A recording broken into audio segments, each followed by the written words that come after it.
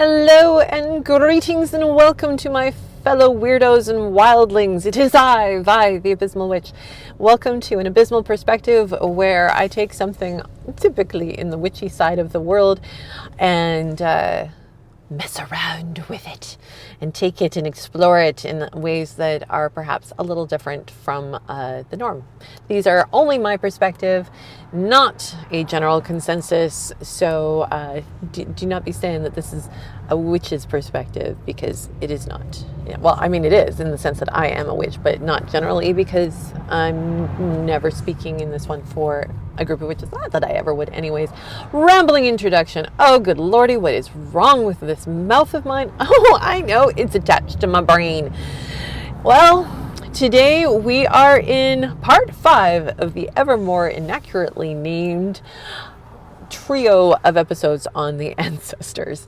That was a half-hearted or half-assed, half-ish quote from Douglas Adams' book, Mostly Harmless, the 5th book in the evermore inaccurately named Hitchhiker's Guide to the Galaxy trilogy. I was working at a bookstore at the time that it came out, and we had this display case that book stand display cases, cardboard, you fold them over, books sit in their pockets, as it were. Very common, and then there's usually like something at the top to give it an extra appealing dimension and to say what book it is that we're highlighting. In that particular case, the top section was actually concave, curved, rounded, and concave, and was of the dashboard, the inside dashboard of a spaceship with a pair of not actually fuzzy dice. In other words, they were cardboard fuzzy dice. It was ludicrous. And there was a button that said, "Do not press this button." And if you press this button, it made like a crashing, exploding sound, and a bunch of phrases that I used to actually be able to quote quite consistently because I had listened to it that much. Okay, so when the display came down, I totally stole the button. I took it home. Stole in the sense of it was going to get thrown out anyway, so it's not like I truly stole it. Okay. Well, and part of that phrasing was the whole Mostly Harmless, the 5th book in the evermore inaccurately named Hitchhiker's Guide to the Galaxy trilogy. That was really pointless. And such is my brain, my life. Happy to share it with you. Oh, right then. Today, what are we talking about? Well, the 5th installment. We are still talking about Ancestors, and we're still not breaking up the original trilogy of Ancestors of Bone, Blood, and Bliss. Last episode was adding in the Ancestors of Witch, but it was still 3, but 3 became 4, but 4 was not actually 4/4, it was a 3/4, which is also a waltz time and quite lovely in music ways. Now we're going to add a 5th onto the 3rd, because this 5th one, you could say that the 4th, the 3 became 4, and from the 4 or the 3 arises the 5th. Like, this is making no sense. We're worse than usual, Vi. What is wrong with you? It's just me, honey. It's just me. Also, I'm really rocking this white color. Today's dress makes me feel rather Wednesday Addams-ish. Makes me happy. Which kind of violates the whole aesthetic of Wednesday Addams, doesn't it? Oh, but I'm not Wednesday Addams, so it's okay. It's just a little bit of the aesthetic. And have you guessed it yet? Have you figured out what the 5th group is? Have you? Going once? Twice? No? I'm talking today about descendants. The other side of the coin. The people down the river as opposed to up. Because if you were to conceptualize the dead on a river, that we are in the river of time and we are where we are, upstream from us would be our background, our history. We have already traveled it, or so have our ancestors that have brought us to the current now. That's the Bone, Blood, and Bliss, which all of them uplines. There are uplines if you wanted to talk more of a multi-marketing situation. Talks about uplines all the time. Not going to go there. Well, what's down the river from us? Our descendants. Who comes after? Who the people, beings, entities, if you prefer, for whom we are the ancestors. And because there are ancestors of bone, blood, and blitz, we have, whether or not we have children, we do have descendants. Because you could, much more rarely, have descendants of blood without having your own children. By looking at what does it mean to be an ancestor of blood, could be in that kind of blood sibling connected kind of way. You know, you are my family now. It's a chosen family of a certain type of nature. Actually, I guess you could say like a deeply chosen family stitch would fall potentially into blood. Bone ancestry, everybody kicking around who's living on the same land, you're connected to through bone ancestry. So everyone who follows on the land that you are on is also your descendant. You are responsible. We are responsible. I am responsible for the land and those who will come after me on this land. Oh my God, that's a brain breaker if you start to open it up. Talk about radically changing your perspective on your relationship with the land when you start putting it into that context.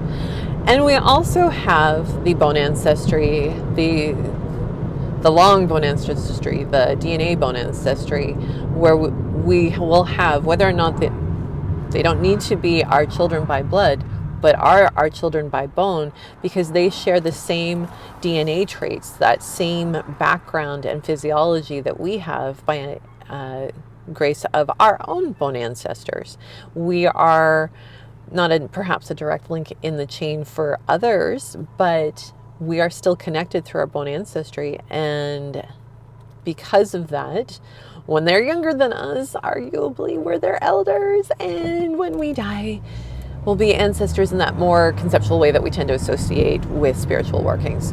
I mean, you know, living people who are older than us are also our ancestors, but I find that there is definitely a line when we talk about working with ancestors that kind of presumes that they're dead, right? A little bit. You don't have to be, maybe, but I kind of feel like we always assume that. And then obviously, ancestors of bliss. I mean, we're talking those teachers, those major influencers, and I do not mean in the social media influencer way, thank you very much, that have altered us and our perspective such that we are changed. We could, if we are also passing along that wisdom and that understanding, then we too could be part of that lineage, that ancestry, the Blitz ancestry. Particularly if we are an evolution on the idea that is already in existence, then we become kind of a prominent ancestor in it, as opposed to a general ancestor, right? They're the ones that stand out in history because they made particular contributions, and I think the same goes on the bliss side. There would be the ones that are, you know, the participants and form that general sea of people who have gone before and had the experiences. And then there are those ones that we can pick out by name and or by deed who stand out because of their significant impact and or contribution to that ancestry. So we, one way or t'other, on the bliss side also, we can be ancestors. Ancestor of which, I'm kind of going to leave that one alone, because there's more to that little mystery nugget than easily fits into explanation. And I'm not even going to try and tease it apart for where we as individuals sit in relation to our descendants as ancestors of which, unless you're making very deliberate attempts to but that would be more if to influence and to bring that wisdom down the line. But I think that that would be seen more as bliss ancestry if taken from this living, because I find that I don't know how it relates into the now, into the living, for the ancestors of which, and I'm not getting any sense of any clarity or answer. I actually feel like that one maybe doesn't touch through the living aspect, that it's only after we are definitively dead and have the option to work with the living in particular ways that we could become part of that particular grouping of souls who work with the living. Righto. So descendants are those who come after, and there are those who are going to come after. And when we are thinking about and are working with our ancestors, I am finding for myself that there is great power in acknowledging that there are also descendants, that the line does not stop with me, that I am not the end of things, that I am not the ultimate recipient, that I am another link in the chain, except that I see it more as I'm another stitch in the fabric, and that there are stitches before and stitches after and other stitches, and we are all woven together into this multi-dimensional, multimodal tapestry that is absolutely wondrous in every sense of the word. And in order for that to work, it's recognizing, again, we are not the end. There is more after us. As I said when talking about the ancestry, the bone ancestry and the land, and when we start adding in and thinking about how what we do impacts those after us, which may feel overwhelming because the world is hard these days. It is hard. It is hard. It's hard enough to manage our own life. I mean, adulting became like a swear word for a while. I'm so out of touch now. I can't say what it's like now. But because having to look after things and to be that responsible person is hard, and it's work, and it's exhausting, and there's no balance for it, and kind of there is in some ways. It's a struggle. The world is hard. And when we think about the descendants, it gets harder, because then we're adding that extra weight of, wait, I'm responsible for more than just beyond myself. Oh my.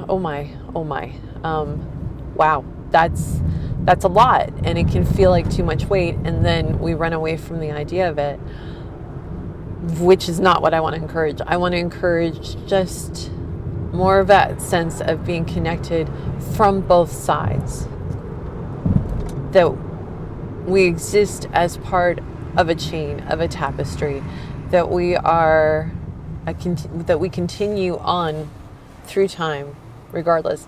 I don't think this is going to get any clearer, to be honest, so I'm going to pretty much stop it here. A little early for me, and I'm okay with that, because I really just wanted to raise the idea and that perspective, and not necessarily offer a lot of information on it. It's quite simple, really. There are people who come after. There are beings, entities, all that, who come after us. And whether we have children or not, does not matter. And we can choose what we do with that in mind, or not. I'm done. I hope that there was some fun for you in this. I'm wishing you all the blessings of the weird and of the wild and everything in between. Take great care of yourselves. Bless me.